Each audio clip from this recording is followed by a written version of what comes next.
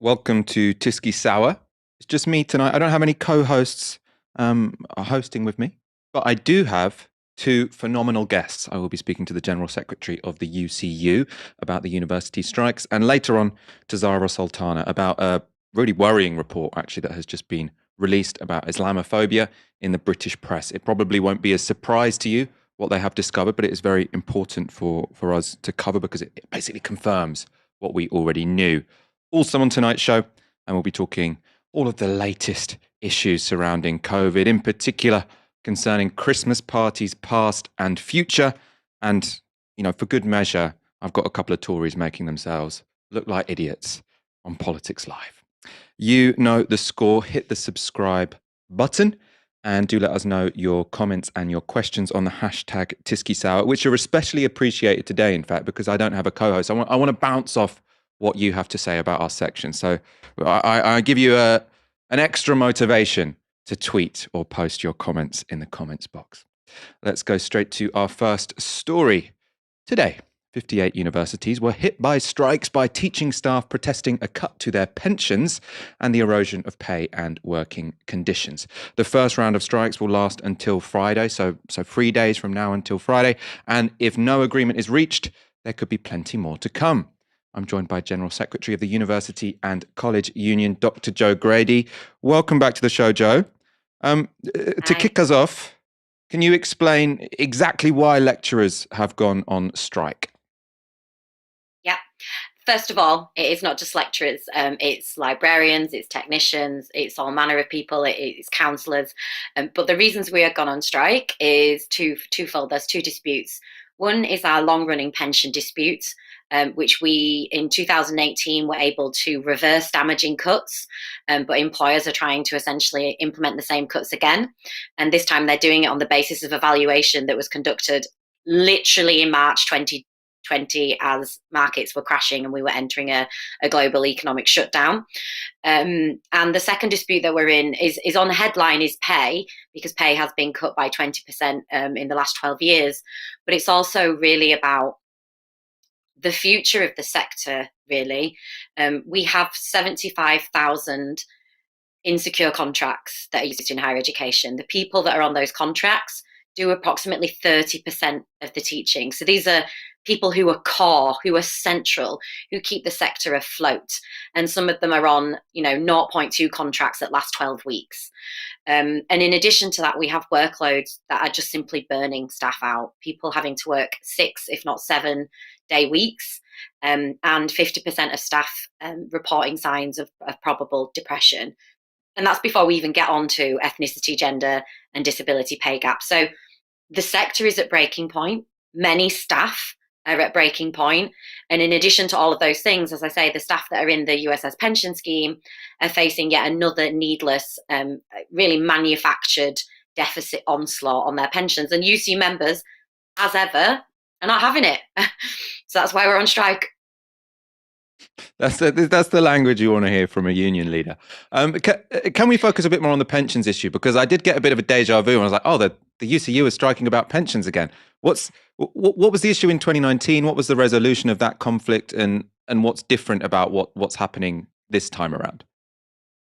So for people who aren't familiar, and I'm sorry to just take a moment, there's the pension scheme that we have is called a defined benefit pension scheme. And what that means is you know how much you're going to get on an annual basis in retirement. That's the defined benefit aspect. So it could be, a certain percentage of your final salary, which is what it used to be, or it could just be a certain income every year. In 2018, the employers tried to downgrade our scheme to something called a defined contribution scheme. Now, as the name suggests, all that means is you're going to get what you contributed to the scheme. But obviously, the value of that, if it doesn't increase as the years go on, could be far less really in value than you put in the scheme. So it's a huge loss of income in retirement. In 2018, very similar arguments to what are being used now, i.e. deficits in the pension scheme, were used to say that we needed to have the scheme downgraded. UCU strike action in 2014 essentially made managers of universities have to, one, reassess their appetite for risk, i.e. are they willing to pay more into the scheme because we value it? But secondly, the valuation methodology that is used for the scheme overlayers prudence into the scheme. It essentially assumes the scheme will need to be mothballed, or higher education could go under, and therefore we need to ensure that we've got enough assets in the scheme to cover its liabilities, which is just rubbish, because HE in the UK is going nowhere. It's probably one of the safest sectors that we have. So I'm sorry, I know this is a really long answer to your question, but in 2018, we battled back, which no other union has really managed to do. In 2019, the dispute was about the increase in contributions and therefore costs that staff were having to pay, because the issue that really was left somewhat unresolved in 2018 still hadn't been solved. And now 2021, we are really dealing with employers trying to do via the back door what they didn't manage in 2018. So they're not downgrading it to a DC scheme, but they're seeking to cut 35% from the guaranteed element of the scheme, which has cut it to the bone. The casualised staff that are low paid are already opting out of the scheme. And if you opt out of a pension scheme, for people listening who don't know this, you don't get your employer contributions. And at the minute, employers are paying 21.4% into our pension scheme on our behalf. It's our deferred wage. So if you lose and leave the scheme, you're losing all that money. So it's a huge issue of what is essentially wage theft of deferred wages when they try and do this. And UCU members fully understand that this is exactly what it is. We know that they're trying to appropriate this value from us, because they've cut every other way of taking money from their staff. And this is what they're trying. So it is deja vu, but we also are having great deja vu on the picket lines and aren't going anywhere. And you said, so as far as I understand it, they've said we can't afford your pensions as they currently are, but the sort of assessment, the calculation they made was based on an assessment of sort of the stock markets in the middle of the initial coronavirus crisis, and then some forecast that all of the universities are going to collapse at some point. And you're saying that's not a particularly good way to sort of do accounting or to assess how much you can, what obligations you can afford.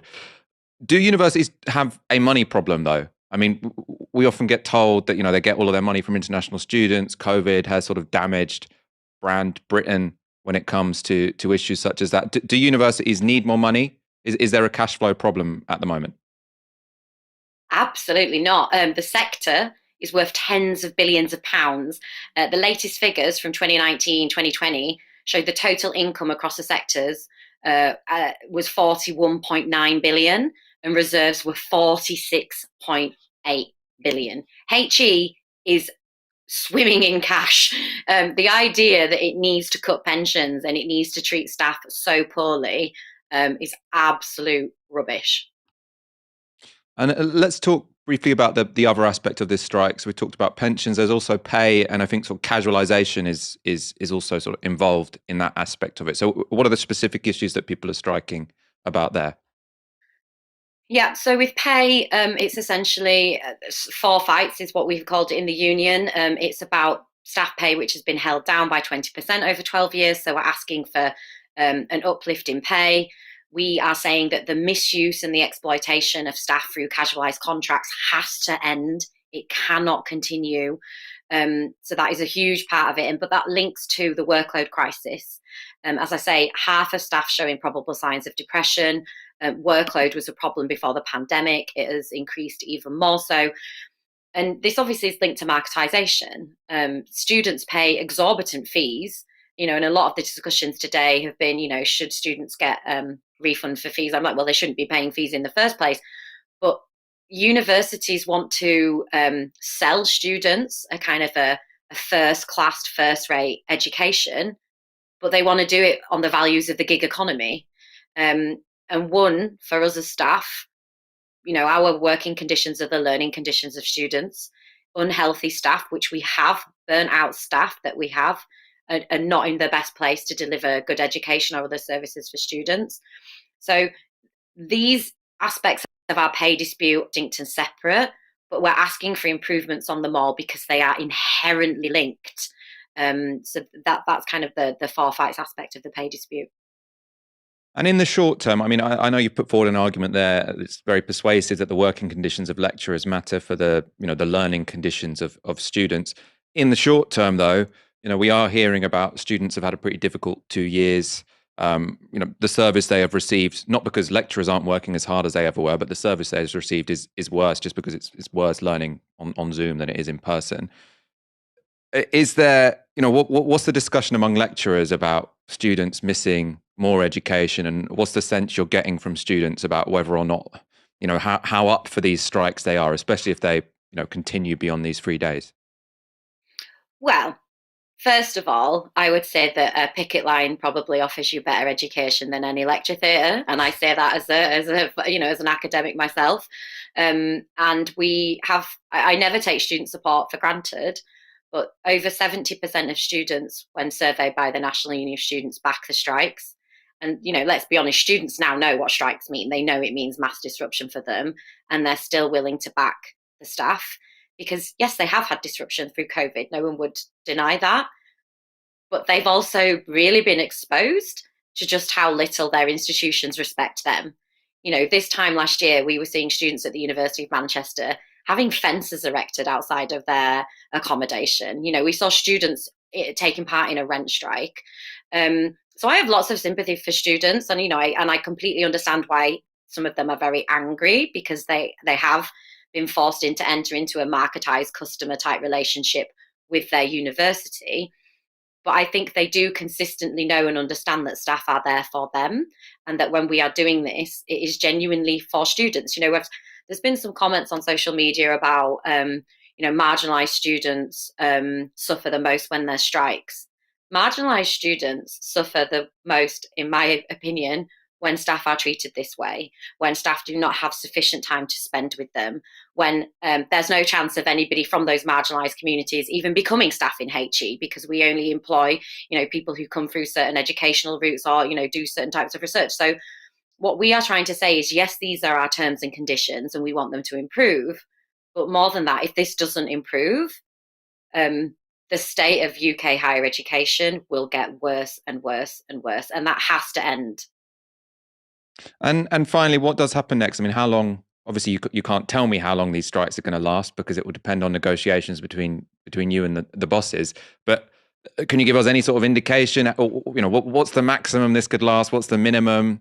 How long did the strikes end up lasting in 2018 and 2019? I've forgotten already. So in 2018, we took 14 days of action, and in 2019, 2020, we took 22. What I would say is next steps will be determined by negotiations, but they will also be determined by UCU members. We'll be holding consultations in the new year about more strike action. I think UCU members understand now and know that there has to be escalating and sustained strike action because that's the only time university managers listen. It's what produced massive changes in the pension scheme negotiations in 2018. So, I can't say what will happen in the new year because that's dependent on our members, voting democratically for something and on how things progress. But yeah, if things don't change, you can expect UCU to be calling the type of strike action it has in the past. Joe Grady, thank you so much for coming back on Novara Media, and solidarity to you and your colleagues on the picket lines. Thanks.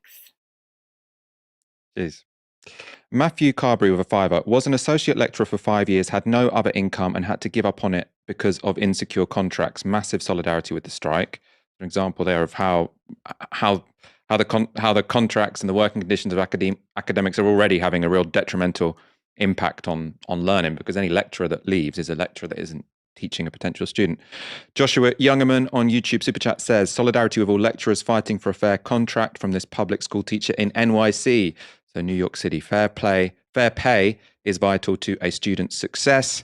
And Caroline Duvier tweets on the hashtag Tisky Sour. Glad you're covering the UCU strike today. Senior manager salaries skyrocket. Unis have become debt collectors. Where's the focus on student education? I'm doing my PhD and am a teaching assistant, but precarious contracts and high workloads make me want to leave. And we're seeing lots and lots of tweets with sort of a similar sentiment to that on Twitter today. And lots of people who say, they get paid 2 hours to prepare a lecture when obviously you could not do that in less than 4 hours. And it does seem like a big mess. Remember, if you want to let us know your comments, your thoughts, but you don't want to use the super chat, if you tweet on the hashtag TiskySour, we also go to those as well. Let's go to our next story. Anti-racist campaigners have long complained that the UK media fuels Islamophobia, and a new report by the Centre for Media Monitoring, which is run by the Muslim Council of Britain, appears to confirm those concerns. The report analysed over 48,000 online articles and 5,500 broadcast clips and found that almost 60% of online media articles and 47% of television clips associated Muslims or Islam with negative behaviour. What's more, over 1 in 5 articles which mentioned Muslims or Islam had a primary focus on terrorism or extremism.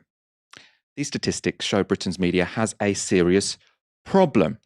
And one person who knows more than most about the material consequences of this constant vilification about Muslims is Zarah Sultana. We've discussed before on this show how the 28-year-old MP for Coventry South has spoken in Parliament about the Islamophobia she faces in her job, and she's now written for Novara Media about the responsibility which the media share when it comes to this issue.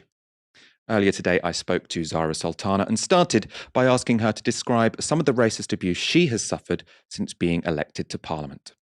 Since getting elected in 2019, I've received correspondence that's hateful, racist, in the post, in my email inbox, and on social media. I found that it increases when I'm specifically in Parliament or going to protests around migrants' rights, when I'm speaking up for Palestinian people, when I'm supporting causes like Black Lives Matter. And when you read what people write, they often talk about things like migrants, and they'll talk about the fact that I'm Muslim, as well as my race and gender as well. So they bring all of those things inside what they're saying. When you talk about this, and as you have in your Novara Media article, you sort of explain these racist incidents and these emails and these social media posts with reference to the media and the Islamophobia that we know is in the media or at the top of the political establishment. I suppose the counter to that, the pushback against that would be, is this actually just a very small minority who are being overrepresented because social media and emails, whatever, make it very, very easy for them to be very noisy and be very disruptive to your life? Do you think this is more a technology problem than it is a sort of institutional racism one? What's your take on that? I don't think it's a technology problem. MCB's report specifically is looking at nearly 50,000 articles, nearly 5,000 broadcast clips, and saying 60% of those have coverage that you can call Islamophobic or racist or hostile towards Muslims. It doesn't have an accurate portrayal of Muslims or Islam. And then the ratio is 7-1 of that hostile coverage to stuff that's more accurate or neutral. When you see that being drip fed into the emails that I'm getting, other MPs like Uptana Begum's getting, you can see that this is a widespread problem. Furthermore, when you look at how many hate crimes have been committed in the UK, around 50% of those were Islamophobic. There's this direct correlation. And then you have to bring in the fact that we have politicians who get away with saying things like Muslim women who wear the niqab are bank robbers, they look like letterboxes, and that also leads to that effect in the streets where people are being attacked. And then when we look at policies that this government, previous governments, including Labour governments, have introduced, like the Prevent strategy, like going to war with the pretext of using tropes that are Islamophobic, oppressive Muslim men, those sorts of things, you can see that this is very interlinked. Most people with any empathy will recognise, you've got a young woman of colour elected to Parliament in the public eye. We have had 2 MPs who were, violently killed in the last 5 or 6 years. This, I think, would terrify most people. And I want to know what sort of support you're getting, either from the police or from the House of Commons or from the Labour Party. Are there people who are sort of giving you the support that you feel like you need, or the support that you want in this situation? Whenever we get emails or things in the post or things on social media that we think are inciting hate and also are posing a danger to me, we always report those to the police. The House of Commons security team is also made aware of those things as well. I think that the Labour Party in particular doesn't take well-being as seriously as it should. There isn't any safeguards for anyone when you're going through anything really. And I think that's something that the party needs to really address. In terms of getting the support that I need. I have an excellent staff team. They are amazing and they provide a lot of support, my family and friends too. But I think this is an issue that, sure, I'm experiencing individually, but there are more people that are going through the same as me. And I think the party in particular needs to do more. I find it quite hurtful that the leader of my party has found it difficult to express solidarity publicly to both me and Upsana. I think, in any job, you just expect that as a kind of bare minimum, especially when others are able to get that solidarity online. So I think that there are definitely things that the party should be doing to make us feel like we're not just being left to get attacked and then we're just going to not get any support.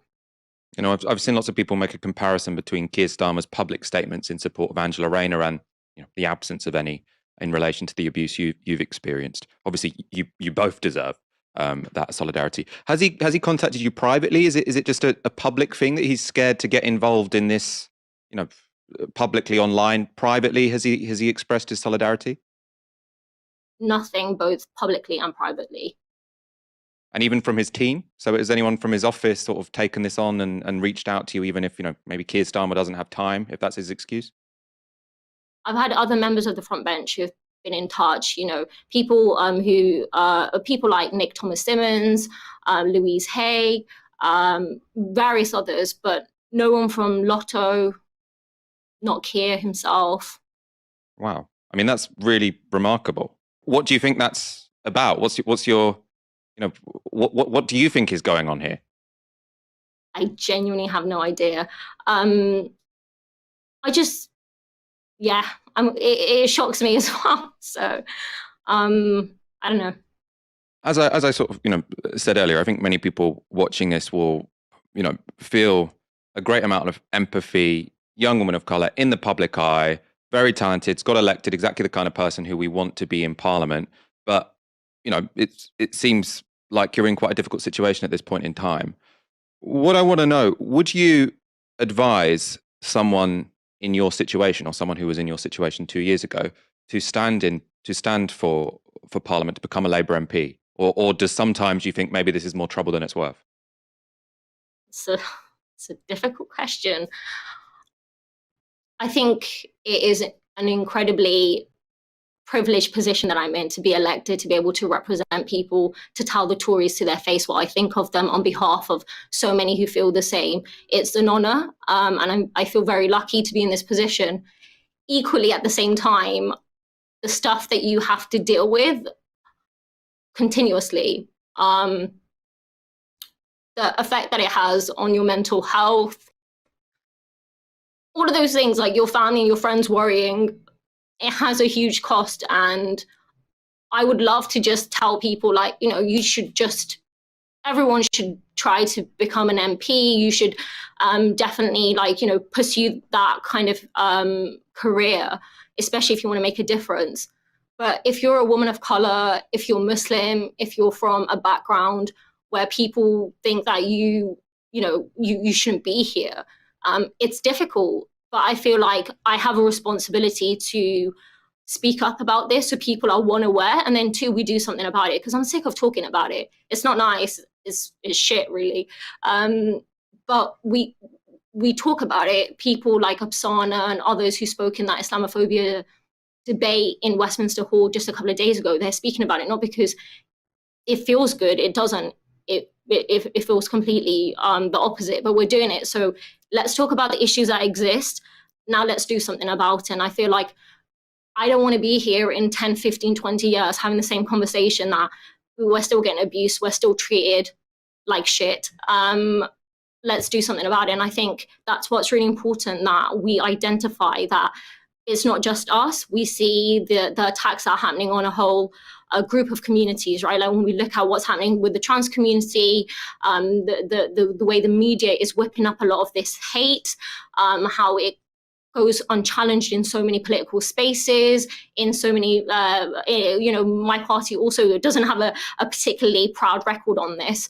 as well as other communities under attack as well. And I think we all need to stand together in solidarity and have this united front and say, actually, attack on one of us is an attack on all of us, and we're not going to stand up for it. And I think the Labour Party in particular, when it comes to the Muslim community, when we look at the Labour Muslim report that came out a couple of months ago, when we look at some of the briefings that were coming out around Batley and Spence, saying, actually, if we lose the Muslim community's votes, then no big deal. I mean, that's just disgusting. You shouldn't be able to get away with saying things like that about any community, especially a community that votes overwhelmingly for the Labour Party, that is disproportionately reflected in poverty stats, in low health outcomes, in the housing crisis that we see in our country. And I think there needs to be a bit more respect and a lot more attention given to these issues. Finally, because I know we've got to let you go because you're an incredibly busy person, but there were reports recently about threats to deselect you. Now, I know from the comments on our video, we did a video on it, like people are terrified that one of the few left-wing MPs they think speaks for them could be removed from the PLP. How worried are you about a deselection threat? This is a process that all Labour MPs are going through, and I've been working hard in my constituency and with my CLP, building those good relationships. And I'm hopeful that they will reselect me as their candidate, but the power is with them, and hopefully I will get their vote when that time comes. That was Zarah Sultana giving, a very impressive answer on that last question. That's what I would love to have heard from all the right-wing MPs when Corbyn was leader, who, when they were asked, "Are you worried about deselection?" said, "Well, that'll be up to my constituents. Not my constituents, sorry, my members. I try and have a strong, positive relationship to them." Instead, what did we hear? "Oh, yes, I'm terrified. It's bullying. It's a purge." No, it's democracy. Obviously, so many things to say about what Zarah said there, but I think, what I was most shocked by, and I imagine what lots of you guys will be shocked by, not even a message, not just from Keir Starmer, but from anyone in his office. Not a card, not a message, no acknowledgement whatsoever. And they can't claim ignorance because Zarah has spoken very powerfully about this in Parliament.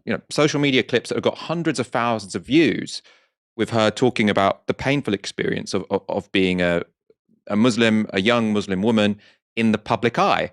And no one in their office has said anything. On one level, it's kind of sociopathic, I think, like to just not express solidarity. What the hell are you doing? At the same time, that's just bad politics. It makes them look terrible. Obviously, they don't have to worry about that because the media aren't going to care about this particular story. If this was Jeremy Corbyn who hadn't reached out to someone who'd been experiencing racism, we'd hear about that all the time. With Keir Starmer, no, it's fine. Because also, so much of our media sees someone like Zarah Sultana, someone on the left, young woman of colour in public life, a Muslim openly, someone who talks about being Muslim. These things are not accepted in our society, which means that, this racism can happen against a very impressive public figure, and so little solidarity is offered from our media class or even from the leader of her own party. Now, I mentioned in that interview that Keir Starmer has expressed solidarity with other MPs for receiving similar abuse to Zarah Sultana. This was something he tweeted on Tuesday, because Angela Rayner had received threats. So Keir Starmer tweeted, "The threats that Angela and her family have faced are abhorrent. There is absolutely no place for it in our politics or in our society." And that's a good tweet. That's a fine tweet. I'm not going to say because Zarah Sultana didn't get solidarity, Angela Rayner doesn't deserve it. Angela Rayner deserves solidarity. But clearly, Keir Starmer doesn't have some policy where he says, "Oh no, because I want to be Prime Minister, I'm not going to comment on things such as threats to my." That would be a crazy policy anyway. But in the abstract, you could imagine some. It's difficult to imagine that. In any case, even if there were someone in his office who was stupid enough to think that a leader of a party shouldn't be expressing solidarity with their own MPs, they clearly don't have that policy. So it does seem like Zarah Sultana is being victimized essentially here. No contact whatsoever, no message, no card. It's just the least you can do if you are a remotely decent person. And I think there is no story, for all of the promises broken, for all of the cowardly, two-faced actions which Keir Starmer has taken, I think having a young Muslim female MP in your party, newly elected, not an easy thing to do, to be elected as a young woman to Parliament, who is receiving racist abuse and has spoken openly about it multiple times in public, and which has rightly got attention. People have watched those speeches and been really moved by them. And he's just pretending nothing has happened. I think it's completely bizarre. It speaks to a really weird character, frankly. Well, either a cruel character or a weird one. I can't really fathom being that way. And, you know, it's incredibly worrying, actually. And of course, solidarity to Zarah Sultana, amazing MP, brilliant interview, incredible communicator. And if you're in her constituency, please organise so she doesn't get deselected, because God, I'll be depressed, as so many of you I know in our audience will be. One of the few really inspiring, young, progressive MPs that Labour has. And we've got people in the leadership briefing that she's going to be deselected. Let's go to a couple of comments. Saul with a fiver. Supporting socialists like Zara is one of the reasons I'm still a member of the Labour Party. I think a very important point there. People often say, what's the point in being a member of this party? It is to make people with those politics less marginalised than they otherwise would be. Hadrick with a fiver. Higher education teaching is held up by precarious staff who are treated terribly. After 3 years teaching, I left higher education and never looked back. Solidarity with UCU. And then we've got a super chat from Pennywise. Thank you for that. Let's go on to our next story. Lacking any clear policies, Labour's favourite attack line to distinguish themselves from the Tories is that Boris Johnson's government act as if there's one rule for them and one rule for everyone else. On that front, Starmer was delivered new material by The Mirror. Their front page on Wednesday read, Boris party broke COVID rules. So in that story, The Mirror revealed that there were two parties held at Downing Street late last year. They report that a party held on the 18th of December, 40 to 50 people gathered together in what one source described as a COVID nightmare. At the time of that party, London was under Tier 3 restrictions, which meant all indoor mixing was banned except when in household bubbles. So pretty clear there. There was an exception made for gatherings, quote, reasonably necessary for work, unquote. But one, parties don't sound reasonably necessary. And two, the government's own guidance was clear that they are not reasonably necessary. They do not fall into that category. In fact, this is what their guidance said on the subject of Christmas parties when we were in Tier 4. So they said, although there are exemptions for work purposes, you must not have a work Christmas lunch or party where that is a primarily social activity and is not otherwise permitted by the rules in your tier. Keir Starmer led with the rule breaker allegations at today's Prime Minister's questions. As millions of people were locked down last year, was a Christmas party thrown in Downing Street for dozens of people on December the 18th? Prime Minister. Mr. Speaker, what I can tell the right honourable gentleman is that all guidance was followed completely during Number 10. And can I recommend to the right honourable gentleman that he does the same with his own Christmas party, which he's advertised for December the 15th, to which unaccountably he's failed to invite the deputy leader, Mr. Speaker.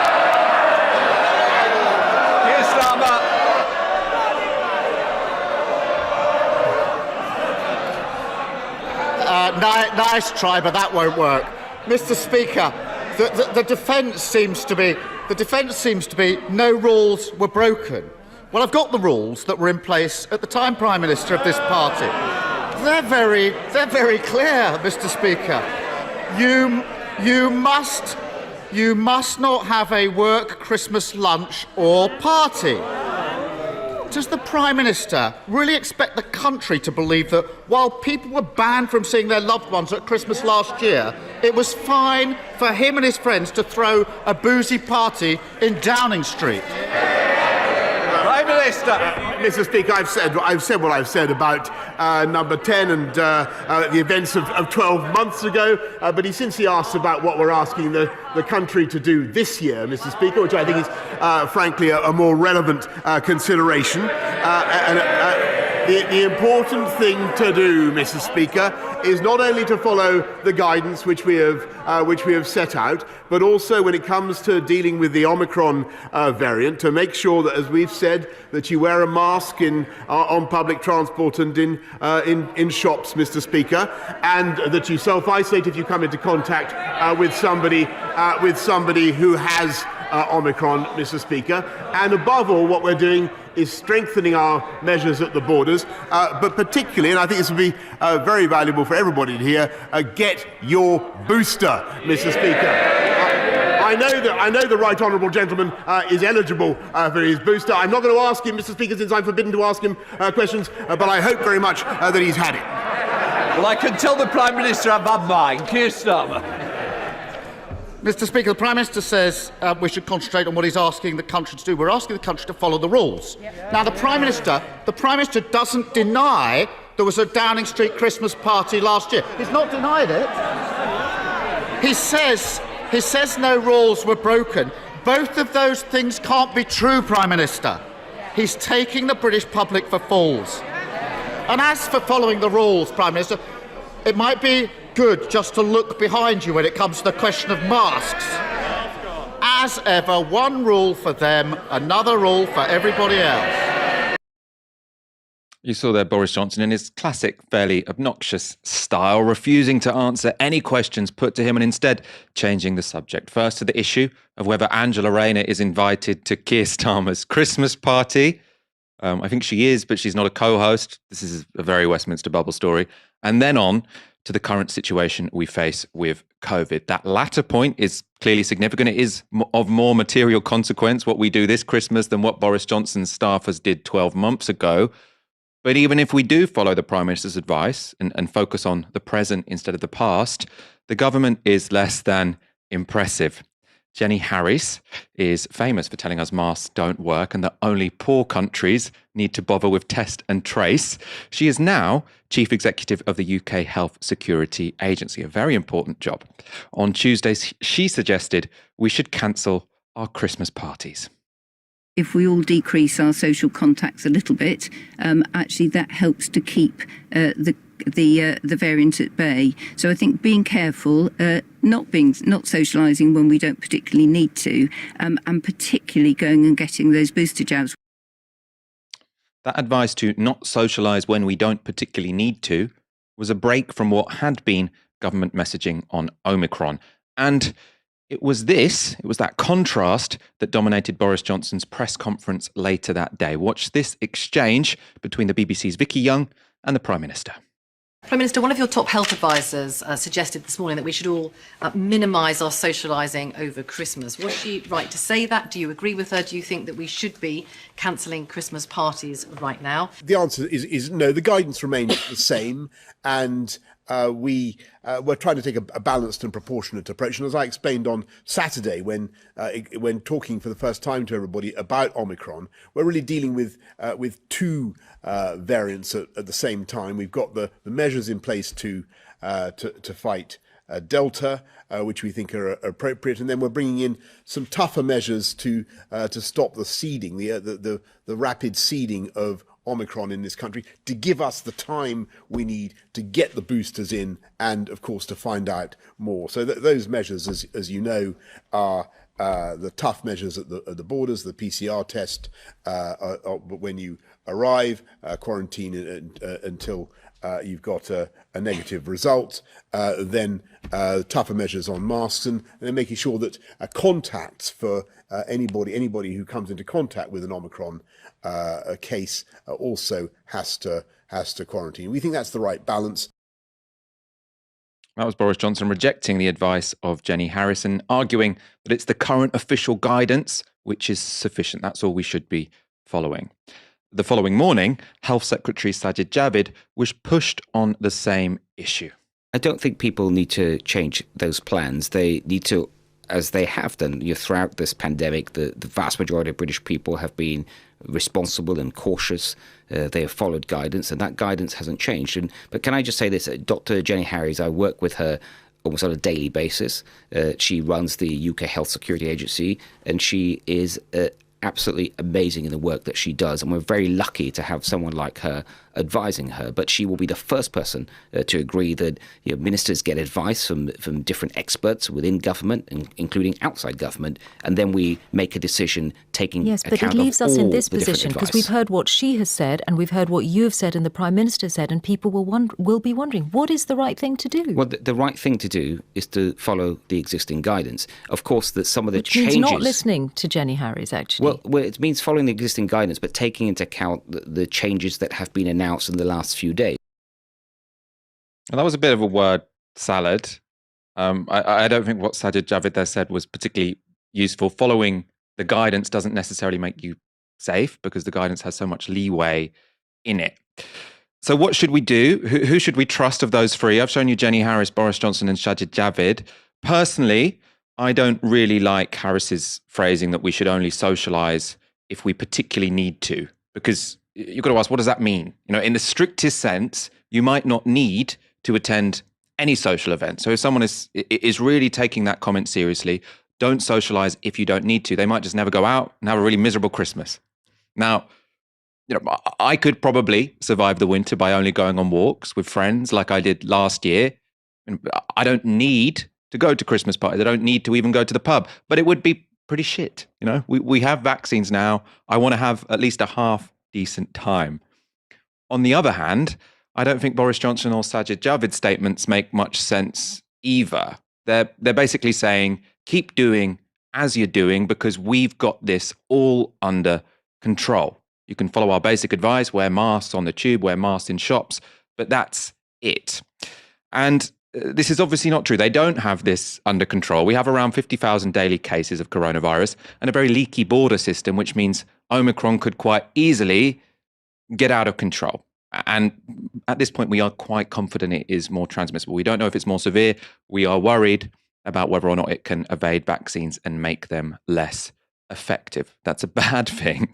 And their argument does not stack up. So for me, it's neither Harris, nor Johnson, nor Javid. I don't think really what any of them said was of much use whatsoever at all, which is kind of disappointing as these are the people who are communicating the public health advice at the moment. So what should they be saying? What should we be saying? What would I be saying if I was in their position? Well, I don't think it's actually that complicated. I'd say if you want to socialize this winter, that's legit. That's a reasonable desire to have. And also because of the vaccines, it is possible. But, and we have to be honest here, we need to recognize that it is going to be considerably more dangerous than usual. This Omicron variant, we still don't know that much about it. It's quite possible that if you go out over the next few weeks, you could catch it. We don't know. We don't know how widespread it is. And people should be free to make up their own minds about the risks they will take for themselves as a person. I think that's completely fine. Now that the vaccines have made this less of a, there's an immediate threat that the NHS is going to collapse. I think people can leave it up to themselves what risks they expose themselves to. What we do need to say, though, is that if you do go out to a party, test yourself before you go. Try and open the windows once you're there. And most importantly, if you are someone who is personally taking the risk of going to parties, make sure you don't then give that to someone who is making a different judgment about risk, because there are clearly many people who are very understandably, either because of, just their own, how much they value parties or how much they value their own health, or more importantly, more significantly, their own medical risk factors. How old are they? What underlying conditions do they have? Which means that, if there is loads of people going to parties and then just, walking around without a mask on, not taking any lateral flow tests, that puts lots of people in danger. This is the messaging we should be getting, which is that there are real risks. You've got to make your own mind up, but try not to, make your actions impinge on other people as much as possible. That's not what we hear. And I was thinking today, why is that not what we hear? Because that should be pretty simple, and instead we get these word salads. And my conclusion after thinking about this is because that would require the government being honest about the situation we find ourselves in. And in a complex situation that we find ourselves in, like this one, right, it's not simple what we should be doing.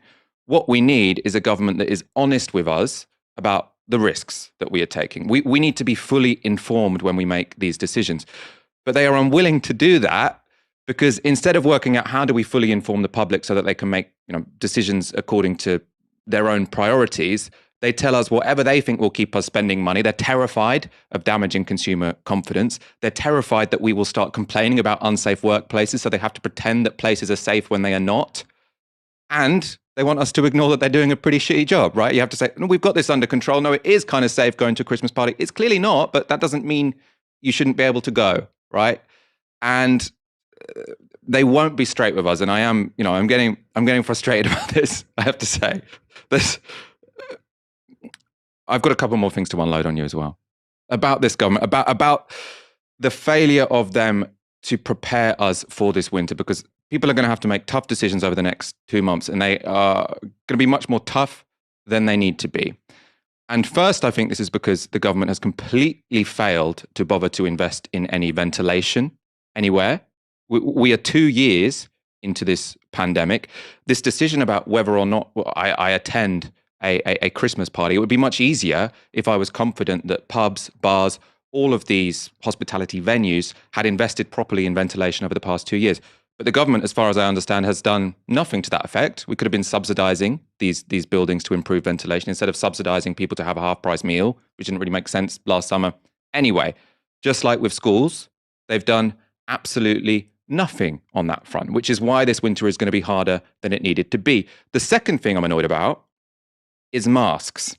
And I say this not as an anti-masker. I haven't become a Piers Corbyn, you can't keep a fart in your trousers kind of guy. The reason I say this is because I think it's right that we're being told that you should wear masks in shops and on trains. But again, like with ventilation, we're 2 years into this pandemic, and it still hasn't been explained to us properly that not all masks are equal, right? If you wear a medical surgical mask or an N95 mask, then you are going to be keeping people around you, very safe, and yourself very safe. If you wear a cloth mask, you're keeping people around you a bit safer than they otherwise would be, but not nearly as safe as if you wore a surgical mask. There's science backing this up. I'm not making this up. It was reported on CNBC very recently, a study by a group of researchers from Yale and Stanford. They found that surgical masks are 95% effective at filtering out virus particles compared to just 37% for cloth masks. And we still got the government to say, just wear any old mask. Now, and you see that, you go on the tube, most people are just wearing a bit of cloth in front of their mouth instead of a surgical mask. And I'm not blaming anyone. I'm not blaming anyone because they're doing what they were told to do. And at the start of the pandemic, actually that made sense, because the reason we were told, make your own mask, don't use the surgical mask, is because we needed to prioritize those for people who worked in healthcare workers, because they were most at risk. But there isn't a shortage of masks anymore. So why aren't they telling us that? And if there is a shortage of masks, why aren't we investing enough money that we can just, make enough surgical masks for everyone? There should at this point be a pack of masks, high quality masks, sent to every citizen in Britain. And then maybe when we go through this whole rigmarole, this sort of COVID theatre of putting that mask on before we go to the tube. Now, do that. I do that. But it's way less effective than it could be, because I think the government, their priority here is we have to be seen to be doing something. We're going to do the bare minimum. And the moment it's remotely difficult, subsidizing pubs to install ventilation or boosting the production of actually effective masks and then sending them out, the government that's beyond us, actually. That's beyond us. What we're going to do is the bare minimum that makes people feel like something is happening. And that has been their strategy throughout this whole pandemic. And that's why we're having this conversation of, are you going to avoid all Christmas parties and have another fairly miserable year, or are you going to subject yourself to the risk of catching COVID? I find it very frustrating we're still having this conversation after 2 years. Finally, I do want to say, because we're not going to change our government for a while, if you want to spark revolution, go for it, but we're probably going to have to wait till at least the next election, probably longer, with Keir Starmer being the dud he is. You can buy a better mask. I bought a 50p N95 mask, supposed to be reusable. I wear it all the time. Doesn't matter. I've read this up. It doesn't matter. You can wear them loads of times. Not bad for your health. Much safer. So a little Tisky tip for you. Go to a chemist, spend 50p on an N95 surgical mask. But most importantly, I don't want to end this section with personal advice, because we need this winter to focus on what the government are not doing, not judging people on the decisions they make, on whether they go out or whether they don't go out, because people are making difficult decisions. If people don't want to have a miserable winter, if people can't handle another winter where they don't go out to parties, I think that's completely fair enough. But let's just make this as, as safe as it can be, and get your booster. I booked mine today. I was very excited. That's because my GP texted me. We're getting into too many details about my personal life now. Let's go to our final story. Before that, I'm going to check some comments. Joe Spearing tweets on the hashtag Tisky Sour. Great show as always, Michael. Thank you very much. Solidarity with the UCU. Shout out to the Northern Independence Party, who have been suspended from Twitter for calling for the waiving of COVID vaccine patents so that the vaccines are available in the global south. This is a story I need to get on top of. This is one of those ones that sort of is gone past sort of my timeline. The Northern Independence Party being suspended from Twitter for calling for the waiving of COVID vaccine patents. After the show, I'm going to make a note. I'm going to look up what's actually going on here, because it seems incredibly confusing on the face of it. Although we at Novara know what it's like to get deleted for no reason, as happened to us just a couple of months ago. Let's go to our final story. As Boris Johnson's government reintroduces some modest restrictions, Tory MPs have once again found themselves being challenged on their refusal to follow their own rules.